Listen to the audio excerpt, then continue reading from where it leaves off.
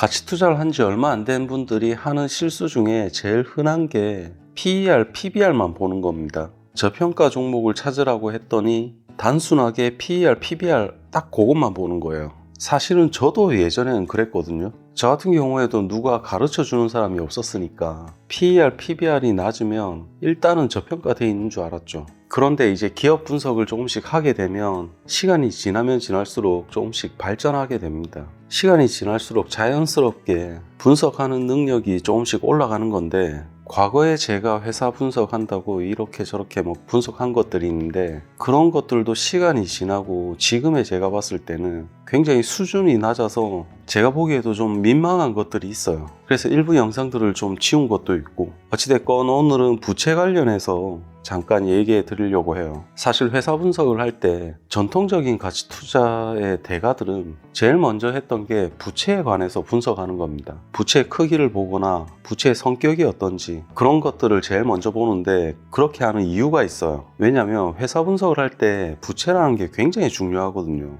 만약에 어떤 사람이 자기 사업을 시작하는데 순수하게 자기 돈 1억 원을 가지고 사업을 시작했다고 가정해 보겠습니다. 누구한테 돈을 빌리지도 않고 아무런 부채 없이 자기 돈 1억 원을 가지고 사업을 시작했을 때 1년에 순수익이 2천만 원이 발생했다고 치면 ROE는 20%가 되겠죠. 사실 이 정도면 굉장히 좋은 거죠. 근데 만약에 이 사람이 자기 돈 1억을 가지고 자기 사업을 시작을 하는데 은행에서 한 10억 정도를 대출을 더 받아서 총 11억 원을 가지고 사업을 시작했다고 가정을 해보겠습니다. 그러면 이 사람은 자기 자본 1억하고 부채 10억을 가지고 사업을 시작을 한 건데 1년 동안 순수익이 2천만 원 나왔다고 생각해 보겠습니다. 그랬을 경우에 총 11억 원을 가지고 자기 사업을 시작했지만 순수익이 2천만 원이면 ROE는 똑같이 20%가 나오거든요. 만약에 그랬을 경우에 ROE는 똑같이 20%가 나와요. 자기 자본도 똑같이 1억입니다. 그러면 ROE가 똑같기 때문에 이런 두 회사가 똑같이 좋은 회사냐는 거죠. 이렇게 봤을 때 이건 상식적으로 말이 안 되는 거거든요. 순수익이 똑같다고 하더라도 첫 번째 경우가 훨씬 사업을 잘한 거죠. 그러니까 회사를 분석하고 투자를 하려는 사람 입장에서는 부채가 없는 회사에 점수를 더 높게 줄 수밖에 없어요. 물론 이런 부분 때문에 회사를 평가할 때 ROE가 아니라 ROA로 회사를 보는 게 더 중요하다라고 얘기하는 사람들이 있어요. 근데 여기서 얘기하려는 건 뭐냐면, 단순하게 투자 지표만 가지고 봤을 때 오류가 너무 많이 발생할 수 있다는 거죠. 특히나 PER, PBR 같은 자료는 기본이 되는 중요한 정보들이 다 가려져 있기 때문에 부채가 너무 많은 회사하고 부채가 아예 없는 회사하고 같은 선상에 놓고 같은 방식으로 분석하는 치명적인 오류가 생기게 돼요. 그래서 옛날 방식으로 투자를 했던 투자 대가들이 주로 했던 방법이 부채 비율이 높은 회사를 전부 다 걸러버리고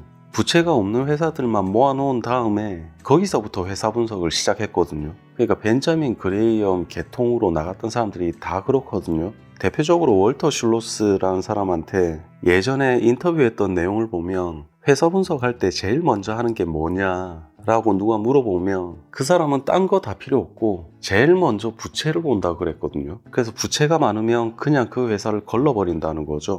그래서 예전에 벤자민 그레이엄의 제자들 중에 부채가 많은 산업, 그런 업종에 속한 회사들은 웬만해선 투자를 안 했다 그래요. 그쪽 업종에서 대표적인 게 은행이랑 보험 관련된 그런 회사들이 있는데, 벤자민 그레이엄의 제자들은 그런 회사들에 투자를 안 했는데 벤자민 그레이엄은 또 투자를 했습니다. 그 사람은 보험회사의 대주주였기도 한데 그 사람은 수준이 좀 틀리죠. 근데 알려진 거는 전통적으로 벤자민 그레이엄의 제자들은 부채 많은 회사에는 원래 투자 자체를 안 했는데, 특이하게도 워렌 버핏 같은 경우는 은행이라든지 보험 관련된 그런 회사들도 분석해서 투자를 해요. 그래서 워렌 버핏 관련해서는 그런 일화가 있거든요. 워렌 버핏이 독립을 하고 자기 친구 월터 슐로스한테 어느 날 새벽에 전화해서 은행이나 보험회사를 분석하는 방법을 찾았다. 자기는 이제 그런 회사들도 어떻게 분석해야 될지 알겠다 라고 막 신나서 새벽에 전화를 했었다고 월터 슐로스가 얘기를 했던 부분이 있습니다. 근데 우리 입장에서는 그런 괴물 같은 투자자들을 생각할 필요는 없잖아요. 다시 주제로 돌아오면 분명한 건 그런 거죠.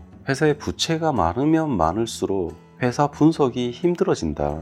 회사 분석이 어려워지고 어떠한 투자 지표들을 갖다 대더라도 지표들이 의미가 없어지니까 회사 분석이 안 되는 건 아니지만 굉장히 복잡해진다. 근데 부채가 별로 없는 회사들은 일반적인 투자 지표들이 잘 적용이 되고 분석하기가 쉬워지니까 어떻게 보면 주식 투자를 하는 투자 초보자들은 투자 지표 위주로 보려면 부채가 많은 회사들을 전부 다 걸러버린 다음에 그 다음에 봐야 되는 거거든요. 근데 같이 투자를 한 지 얼마 안 됐다든지 회사 분석에 있어서 자기가 서투른데도 그런 거 신경 안 쓰죠. 이 회사가 부채가 많은 회사인지 적은 회사인지 이런 거는 쳐다보지도 않고 PER이 낮은지 PBR이 낮은지 그런 것만 보고 투자를 하거든요. 왜냐면 저처럼 이런 얘기를 해주는 사람이 없으니까 주변에. 그 회사에 부채가 많은 순간 투자 지표는 완전 엉망진창이 됩니다. 부채가 많아도 회사 분석을 할 수 없는 건 아닌데 굉장히 복잡해지죠. 분석하는 방법 자체가 틀려지니까. 근데 일반 사람들은 그걸 다 뭉뚱거려서 다 섞어 놓고 부채가 많은 회사든 적은 회사든 똑같은 잣대를 갖다 대요.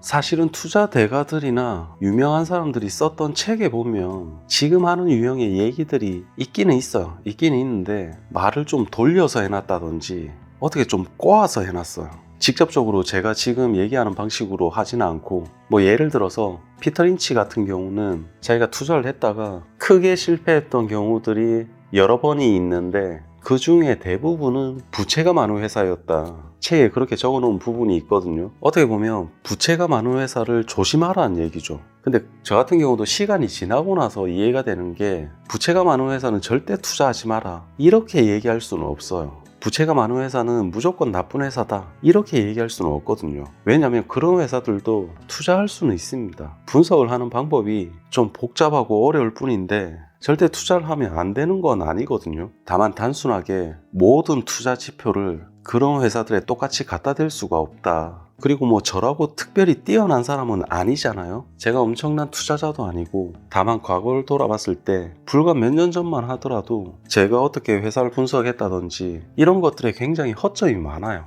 아마 시간이 좀 더 지나서 조금 더 미래의 제가 지금의 저를 봤을 때 그때도 허점이 많겠죠. 같이 투자를 하고 회사 분석을 하는 사람들이 좀 좋은 점은 자기 스스로 생각이 점점 깊어지고 계속 발전해 나간다는 거예요. 과거의 저보다 지금의 제가 회사를 분석한다든지 어떤 생각을 하는 게 수준이 좀 더 높아 있고 지금의 저보다 미래의 제가 더 수준이 높겠죠. 근데 차트를 봐가면서 투자를 하는 사람들은 이런 식으로 발전하지는 않죠. 그런 사람들은 항상 손절을 잘해야 된다든지 자기 심리를 어떻게 컨트롤해야 된다든지 이런 쪽으로만 더 얘기를 하는데 회사 분석을 하는 사람들은 분석을 하는 기법이라든지 생각의 깊이가 조금씩 더 깊어지는 것 같아요. 그래서 제가 예전에 과거에 어떤 영상들을 올렸다가 사실 제가 보기에 스스로 민망해서 지운 것들도 몇 개가 있어요. 창피해서. 뭐 분석을 했는데 결과가 맞다 틀리다 이런 걸 떠나서 과거의 분석 자체가 수준이 낮아서 제가 보기